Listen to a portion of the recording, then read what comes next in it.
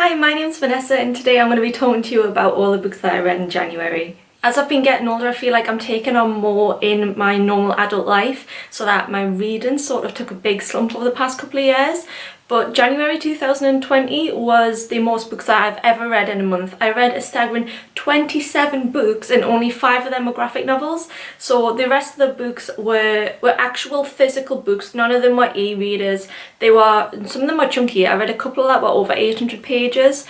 I can't talk to you about all of the books that I read because even if I spent a minute on every book that I read, this video would be half an hour long. So I'm just going to talk to you about the ones that I either really didn't like or the ones that I really did like. If you thought that this video was entertaining or informational, please consider clicking like. It's just a little system that will help me when I approach publishers when I want to work with them in the future, and may go towards helping me acquire more books in the future for me to review. Not that I need any more books, but it'll help me stay up to date with current book trends. I am going to rely on Goodreads to help me out. I am quite active on Goodreads and I have reviewed all of these books on Goodreads. If you want a full list of the books that I did read in January, or to see what I felt about all the books that I read in January. But I'm going to start with a couple of the ones that I really loved and then go to a couple of the ones I really hated, and then maybe come back and add a few more in. So the first book that I'm going to talk about is Nosferatu by Joe Hill, who is the son of Stephen King. I am a massive Stephen King fan, but I felt like in his writing it was getting a bit repetitive, so I haven't read a Stephen King in a while. And I actually didn't realise that Nosferatu, because my cover doesn't seem it at all, but it is actually a Christmas themed book. It is a great read for December or January, and I would recommend you picking that up at that time of year. Nosferatu is a 700-page horror fantasy book where the main character, you sort of see her grow from a child to an adult.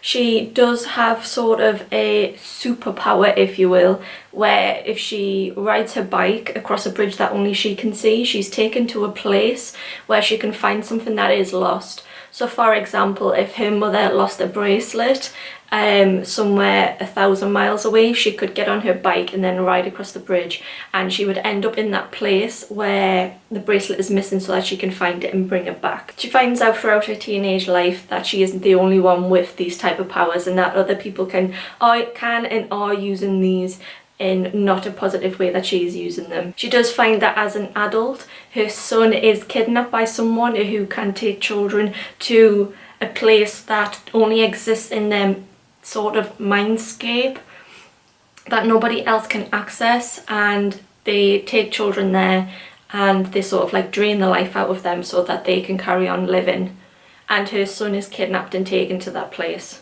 I find it really hard to be genuinely scared by a book, but this book does have a couple of drawings in which are like drawn by a child, and they are genuinely terrifying. Like, I read part of it where it had this drawn in by a child where they were drawn like dead bodies, and it was like 1 o'clock in the morning and I couldn't go to sleep, and when I did I had the worst nightmare ever. It is actually probably the scariest book that I've ever read, so for that I actually did rate it 5 out of 5 stars. Joe Hill is a fantastic author and his writing style is very much on par with his father's, so I would highly recommend picking up Nosferatu as probably an introduction to Joe Hill or to horror, thriller, suspense. Another 5-star read which I genuinely wasn't expecting is Eleanor Park by Rainbow Rowell.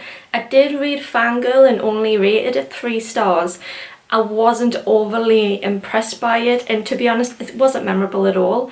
But I picked up Eleanor Park just because it is a short little read, and I needed something light to read after Nosferatu, and I sort of expected this would be like a 3-star read for me, but I actually totally loved it. It is my favourite romance novel that I have ever read, and I did rate this 5 stars. Eleanor is new at her school and she's pretty picked on the bus to school she is forced to sit next to a guy called Park. Park at first doesn't like it, he just wants to sit and read his comics and just ignore her, but she starts reading the comics over his shoulder, and as slowly as time goes on they develop a friendship based on their mutual interests. Their home lives are what set these characters apart.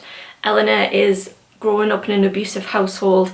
Park has that picture perfect family life, but like anything, it's not all sunshines and rainbows. His mother has emigrated from South Korea and he is struggling as sort of a half American, half Korean boy. It's set in the 1980s and they make each other cassettes and they listen to Walkmans, and it's genuinely just a really cute, heartwarming read. It's perfect to pick up in February if you haven't already read it, and if you want something that just suits sort of the whole idea of innocent teenage love for Valentine's Day.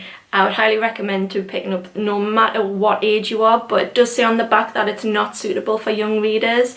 I would say maybe it is suitable for maybe 13 and up.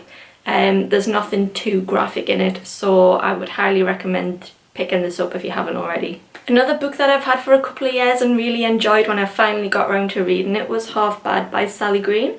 I've had this for a couple of years and it's always just been a book that I've never really fancied, but when I opened it and started flicking through it, I realised it is actually a pretty quick read, and I did read this in 2 days. Half Bad is a young adult fantasy novel. It's set in the UK and there are good witches and there are bad witches. Our character is half bad because his mother is a good witch and his father is a bad witch. Think of it like Lily Potter and Voldemort having a baby. Our main character is a teenager and he's growing up through school and he's really struggling to contain his bad self. But as you realise later on, the lines are blurred between good witch and bad witch society anyway, and he's trying to find the right way forward to sticking true to who he is and to his parentage, while also seeing how he would fit in with society. I really like this because the system of magic is different. Magic Society isn't something that I've read before in another book. In the way it happens is people don't have their magical powers until they are 17 and they are gifted the powers by either a family member or an elder. So I really did like a unique take on this. I do believe that this is Sally Green's debut novel, and as a debut novel it is really, really good. There's some well developed characters in this, and I will be picking up the second book hopefully in the next couple of months. Another book which I read and I cannot stop talking about is The 7 Deaths of Evelyn Hardcastle. I'm sure in a hardback version of this it's called The 7.5 Deaths of Evelyn Hardcastle, and I've tried Googling it on the internet to see why that is, why they have two sort of different titles, and I just can't find anything. So if you do know the reason for that, please leave me a comment about why that is. This book does seem to be a little bit like Marmite. I did acquire this book as a gift of my friend Rebecca, who tried to read it and she got a couple of chapters in and she just decided this book was not going anywhere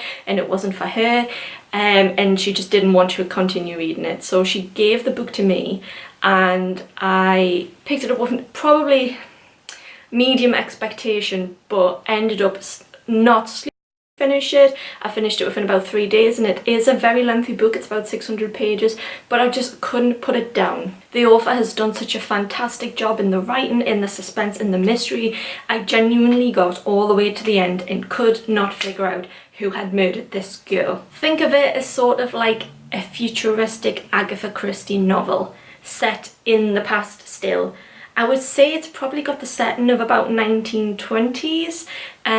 Basically, there is a party at a manor house. A very rich family are throwing a party, and at the end of the night one of the guests is murdered, and the main character has to figure out who did the murdering and why they done it. However, this book becomes unique because the main character wakes up every morning in the body of a different guest.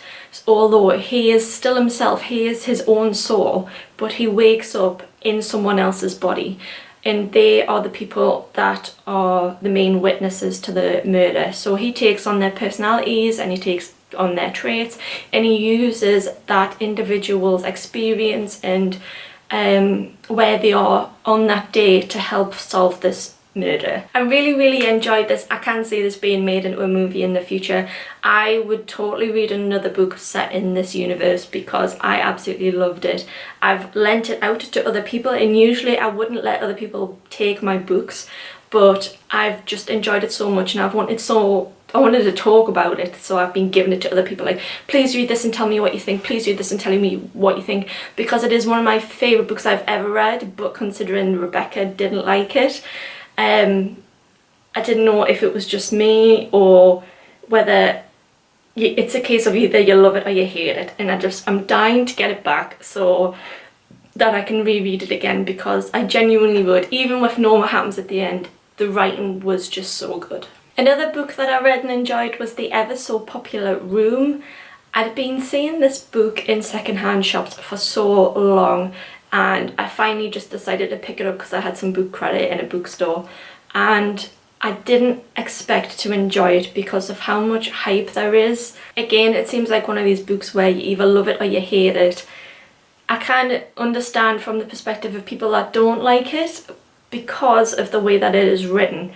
Room is a novel about a boy who was 4-year-old who was born into a room with his mother, and all they know is the room. They have never left. Well, the boy has never left the room. He was birthed in the room because that's where his mum is kept captive by his biological father. His mother was kidnapped as a teenager and was put in this room by this man who gets her pregnant, and he will not let her leave this room with the child. The mother is doing her best to bring him up in the most sheltered way that she can, but when he turns 4 and starts asking more questions, she starts to break down, and you can see her inner struggle with wanting to tell him that the world exists, that something is going on beyond their 4 walls.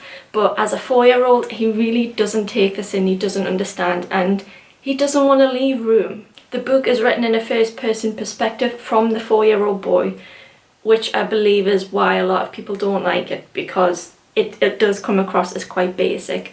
But the novel itself and some of the issues that it covers are absolutely fantastic. I really enjoyed it.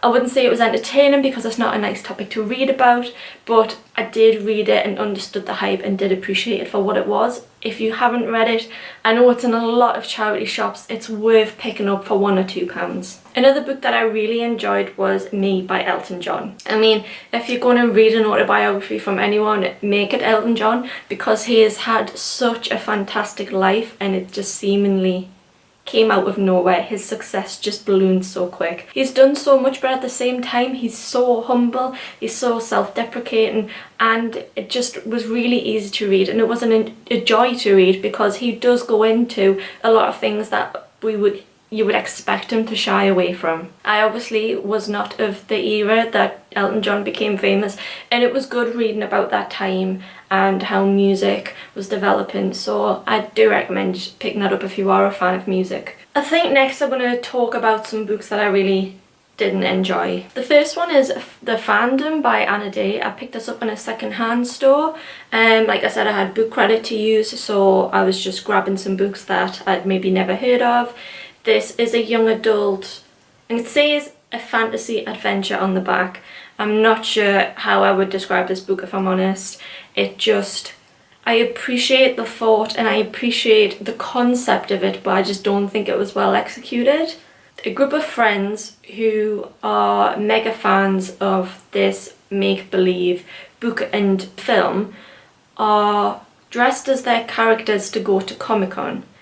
The book sort of takes on a bit of a Romeo and Juliet-esque plot, and they end up at Comic-Con where something happens and they are transported into this fictional world. The main character of this book has to take on the main character's role of the fictional story slash TV show slash movie slash book in order to advance the plot so that they have a chance of escaping. It isn't really explained in this book what sort of transports them there, really, like the logical side of how they ended up in a fictional universe from Comic-Con, but does go into the reasons why, and it's not great. I mean, I think young readers would probably enjoy this, but it says not suitable for younger readers, and I would agree with that. It was odd, it was peculiar, it was very far out there, and it also read a bit like,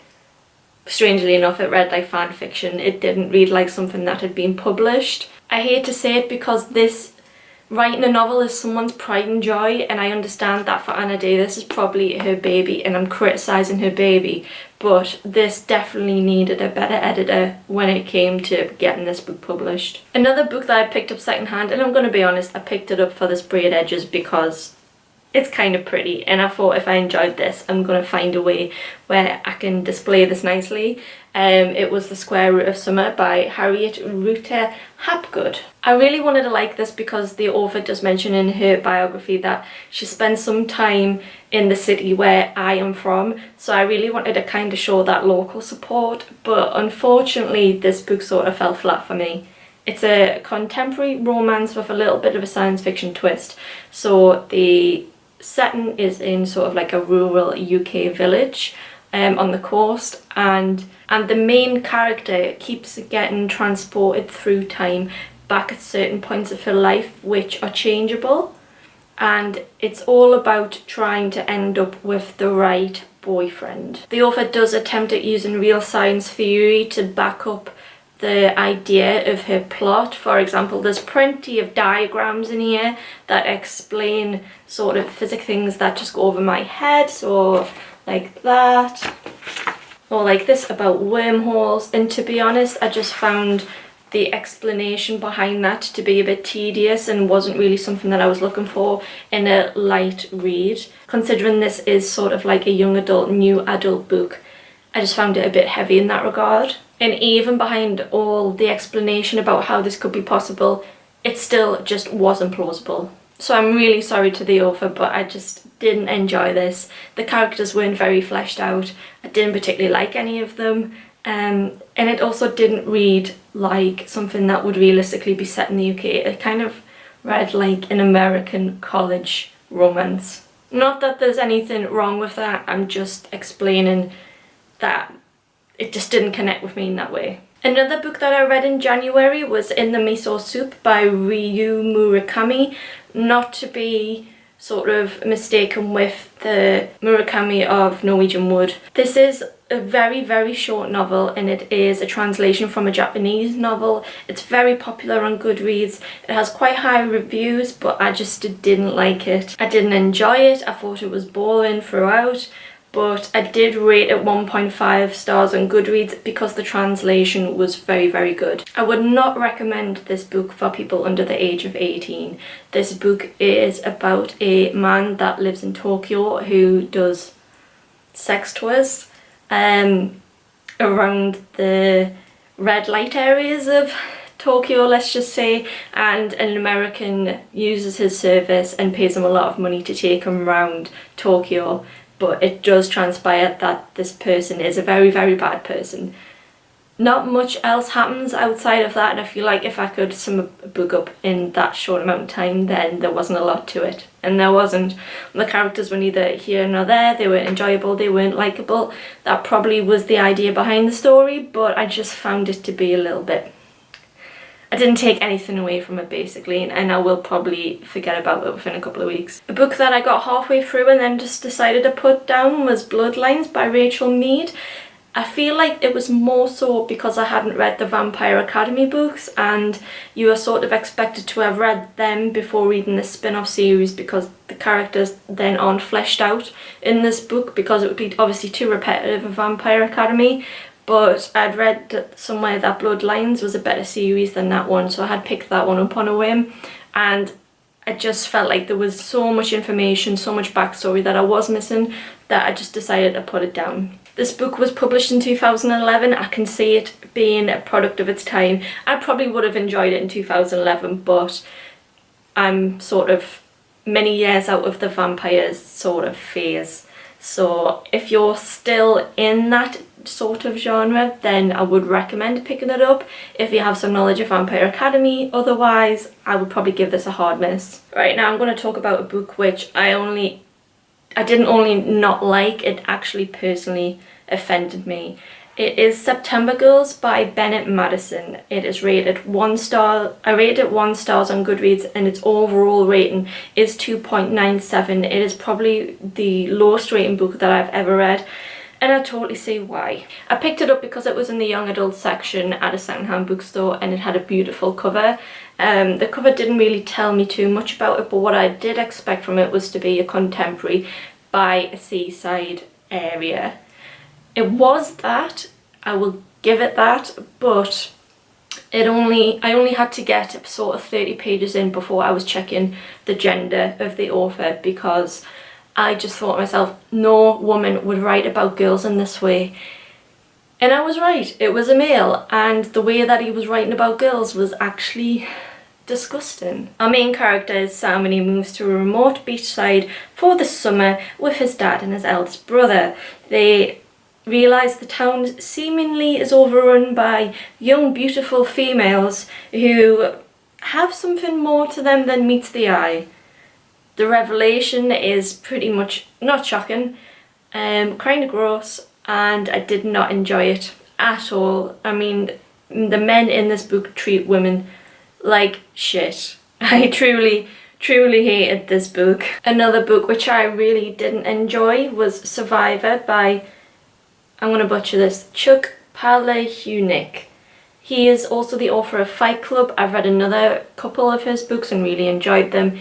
This book, Survivor, I found it to be very obnoxious, arrogant. It just wasn't a good read. The premise of it sounds truly really good. The main character has hijacked a plane, and he's set the plane to autopilot with the intention that this plane is going to crash, and that is the way that he will die. He will kill himself that way. And he's using his last moments to talk to the black box of the plane recorder and tell his story. His main story is that he grew up in a cult, and he's escaped the cult and has struggled to adapt into a normal society. The main character and the female counterpart are literally the main two characters of Fight Club in every sense. There is nothing that makes them different or read differently than the main guy, and I believe she's called Marta in Fight Club. I'm having a look at Goodreads, and everyone sort of seems to feel the same way, that he's tried to replicate Fight Club and he hasn't actually achieved that.